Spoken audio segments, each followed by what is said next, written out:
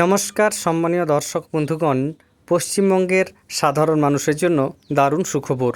বাংলার বাড়ি প্রকল্পের নাম পরিবর্তিত হচ্ছে, পাশাপাশি বাড়ির টাকা পাওয়ার যে শর্ত সেই শর্ত সহজ করা হয়েছে। এছাড়া আপনাদের আমি কয়েকদিন আগেই একটা ভিডিওতে জানিয়েছিলাম বাংলার বাড়ি প্রকল্পের দ্বিতীয় কিস্তির টাকা মুখ্যমন্ত্রী ছেড়ে দিয়েছেন বৃহস্পতিবার। তবে এখনও এমন রয়েছেন অনেকেই এই প্রকল্পের দ্বিতীয় কিস্তির টাকা পাননি। কেন তারা টাকা পাননি বা কখন টাকা পাবেন, সম্পূর্ণ আপডেট আপনাদের এই ভিডিওতে আমি তুলে ধরব। এর আগে অনুরোধ, চ্যানেলে নতুন হয়ে থাকলে ছোট্ট চ্যানেলটি সাবস্ক্রাইব করে নোটিফিকেশন অল করে রাখতে ভুলবেন না। কাটল জট, ইটের দেওয়াল দেওয়া বাড়ি থাকলেও রাজ্যের প্রান্তিক মানুষ পাবেন প্রধানমন্ত্রী আবাস যোজনার আর্থিক সহায়তা। যে টাকা কাজে লাগিয়ে তার মাথার উপর পাকা ছাদ গড়তে পারবেন। এছাড়া আরও কী কী বলা হয়েছে দেখুন। আবাস প্রাপকের তালিকা চূড়ান্ত করতে বর্তমানে সমীক্ষা চলছে রাজ্য জুড়ে। নির্দিষ্ট পোর্টালে তোলা হচ্ছে নাম। স্ব-সমীক্ষা অর্থাৎ আবেদনকারী নিজেও অনলাইনে পোর্টালের মাধ্যমে আবেদন করতে পারবেন।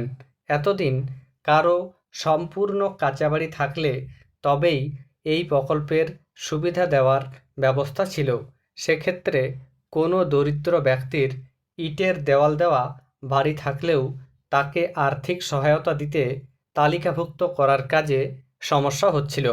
সমীক্ষকরা বুঝতেই পারছিলেন না যে সামান্য ইটের দেওয়াল থাকলে সেটিকে কাঁচা বাড়ি হিসাবে দেখানো হবে নাকি পাকা বাড়ি হিসাবে।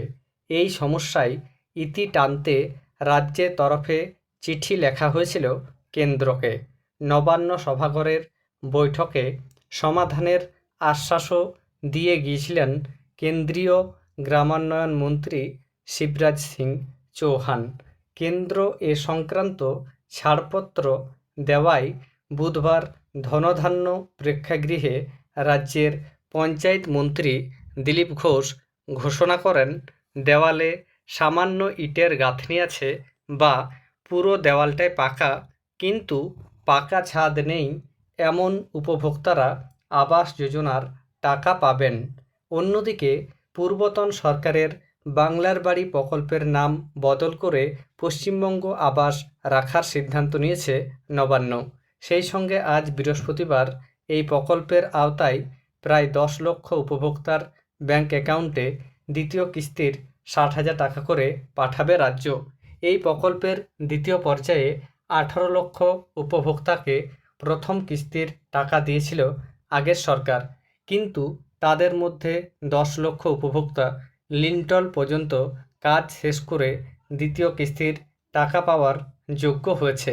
বাকি 8 লক্ষকে লিন্টল পর্যন্ত কাজ শেষ হলে দেওয়া হবে টাকা। একই সঙ্গে সমীক্ষা চালিয়ে বাদ দেওয়া হয়েছে অযোগ্যদের। পঞ্চায়েত মন্ত্রীর উপস্থিতিতে নবান্ন সভাঘরে আনুষ্ঠানিকভাবে এই আর্থিক সহায়তা তুলে দেবেন মুখ্যমন্ত্রী শুভেন্দু অধিকারী। আমি আপনাদের সামনে যে প্রতিবেদন তুলে ধরছি সেটা 6 আগস্টের প্রতিবেদন। এই প্রতিবেদনে উল্লেখ করা হয়েছে মুখ্যমন্ত্রী বৃহস্পতিবার নবান্ন সভাঘর থেকে বাংলার বাড়ি প্রকল্পের দ্বিতীয় কিস্তির টাকা ছাড়বেন। সেই কাজটি কিন্তু ইতিমধ্যেই সম্পন্ন হয়েছে। তাহলে বুঝতে পারছেন বাংলার বাড়ি প্রকল্পের দ্বিতীয় কিস্তির টাকা মুখ্যমন্ত্রী বৃহস্পতিবার ছেড়ে দিয়েছেন।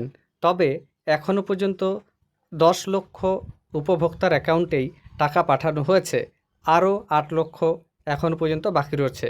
এই প্রতিবেদনে পরিষ্কার উল্লেখ করা হয়েছে যারা লিন্টন পর্যন্ত কাজ সম্পূর্ণ করেছিলেন তাদেরই টাকা পাঠানো হয়েছে। যারা লিন্টন পর্যন্ত কাজ সম্পূর্ণ করেননি তাদের লিন্টন পর্যন্ত কাজ সম্পূর্ণ হবার পর সার্ভে করা হবে এবং তারপর পরবর্তী সময়ে দ্বিতীয় কিস্তির টাকাটি পাঠানো হবে। এবং যারা আবাস যোজনার টাকা একবারও পাননি তাদের জন্য রয়েছে সুখবর। এবার থেকে যে সকল ব্যক্তির বাড়ির দেওয়াল পাকা গাঁথনি থাকবে তারাও বাড়ি পাওয়ার যোগ্য, বা যদি কোনো ব্যক্তির বাড়ির ছাদ টিন বা অ্যাডভেস্টারের হয়ে থাকে তিনিও বাড়ি পাওয়ার যোগ্য বলে বিবেচিত হবেন।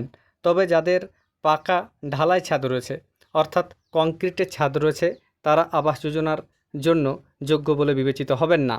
পাশাপাশি বাংলার বাড়ি বলে যে প্রকল্প ছিল পশ্চিমবঙ্গে, পূর্বতন সরকার যেটি চালু করেছিল সেটির নাম পরিবর্তিত করে পশ্চিমবঙ্গ আবাস যোজনা রাখা হচ্ছে। ধন্যবাদ।